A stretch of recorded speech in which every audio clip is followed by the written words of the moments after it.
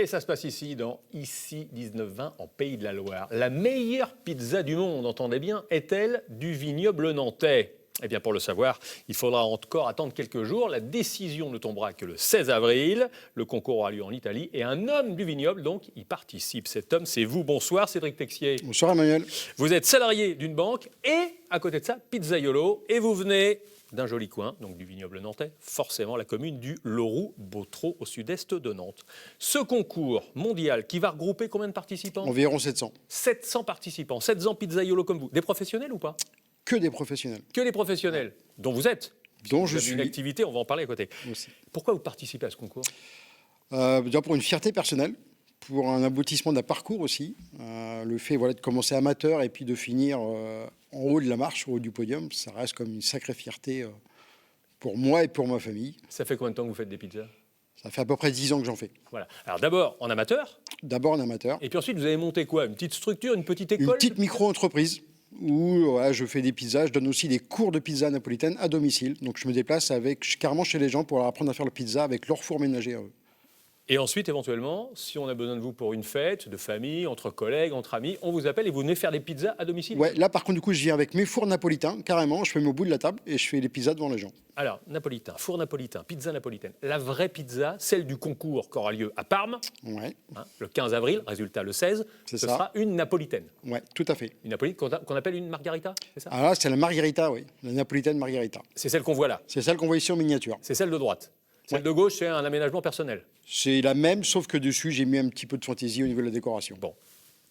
Que doit-elle comporter ? Que doit-elle contenir, cette fameuse pizza ? Alors la pizza napolitaine margherita contient par contre très peu d'ingrédients. C'est uniquement déjà la pâte, on le fait avec de la farine, de la levure, très peu de levure, de l'eau, du sel, c'est tout. Ça, c'est basique, ça. Basique. C'est presque comme du pain, à la base. C'est comme du pain en fin de compte. Sauf que la pâte, par contre, elle ne fermente pas au frigo. Elle fermente uniquement à température ambiante. Le frigo est strictement interdit. Donc pendant 24 heures maximum. Donc, vous faites, pour le concours, chacun fait sa pâte. Chacun fait sa pâte de son côté. La pâte, ensuite, comment vous appelez la pâte, une fois que c'est fait ? Un pâton. Un pâton. Le pâton, c'est ce qu'on vous a vu travailler dans Ouais, cet la petite- objet en bois qui s'appelle Une madia. Madia. Donc, le pâton dans la Madia, ça repose quelques heures, c'est pesé par les juges, C'est pesé par les juges. Ouais. et après, le plus dur commence.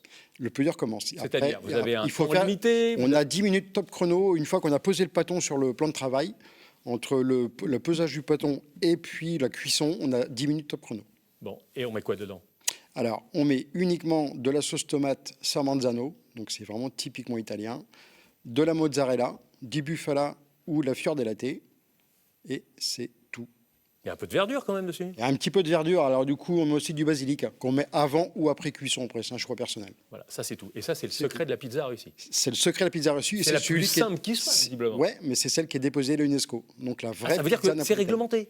Tout est réglementé. Le poids, les ingrédients, vous venez Les de le dire. ingrédients. La taille aussi. La taille aussi, entre 29 et 32 cm. Ça va être mesuré. Tout est mesuré. Extérieur, bord. le Extérieur, diamètre, la hauteur de la corniche aussi, qu'on n'a pas dépassé. Combien ? Ah, c'est à peu près entre 1 et 2 cm. Il y a quand même une tolérance. Il y a une tolérance. Et ça ne doit pas être trop grillé, pas trop noir sur les bords, un Il petit doit peu quand pas, ça ne même. doit pas te cramer. Si c'est noirci, c'est mort. Croquant et moelleux. Croquant à l'extérieur, moelleux à l'intérieur. Bon, ça a l'air simple, et vous en parlez avec le sourire, donc on sent la passion.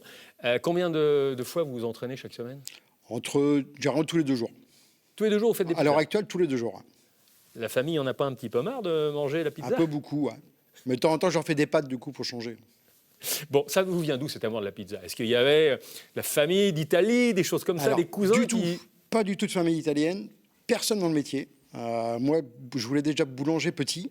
Du coup, après, voilà, je suis passé à autre chose. Et puis, il y a une dizaine d'années, ça m'est revenu de refaire un peu de pâte à la maison. Et là, du coup, ça a pris une ampleur phénoménale. Je me suis pas arrêté. Bon, alors vous avez un travail à côté dans une banque. Tout à fait. De logistique. Ouais. Vous avez monté votre micro-entreprise. Vous avez envie à terme de, avec le titre ou sans le titre de champion du monde, de passer au 100% pizza ? Du tout. Du tout. Je veux que ça reste, voilà, je veux que ça reste avant tout une passion.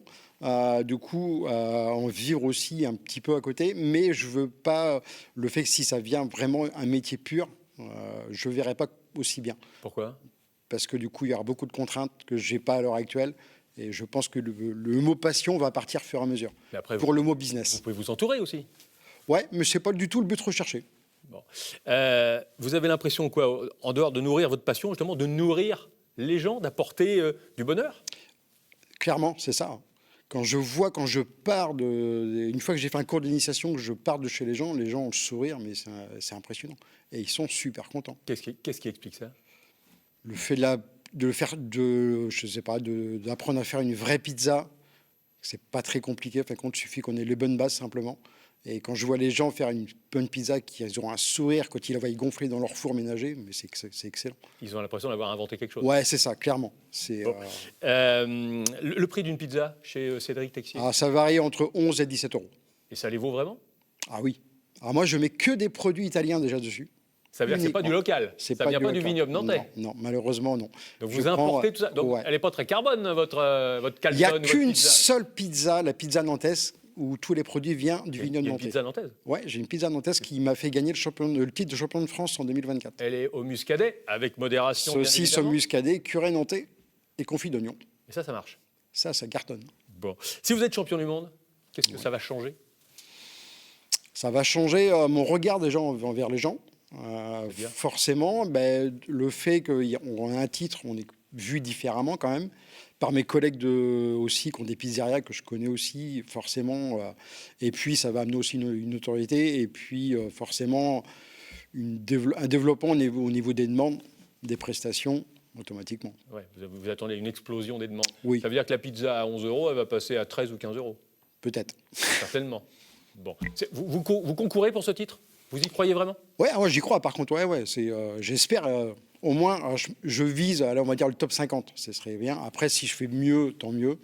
Mais déjà, le top 50, ça serait déjà une grosse fierté quand même. C'est ce qu'on vous le souhaite. Parce qu'on scintille quand même, on attaque quand même les Italiens.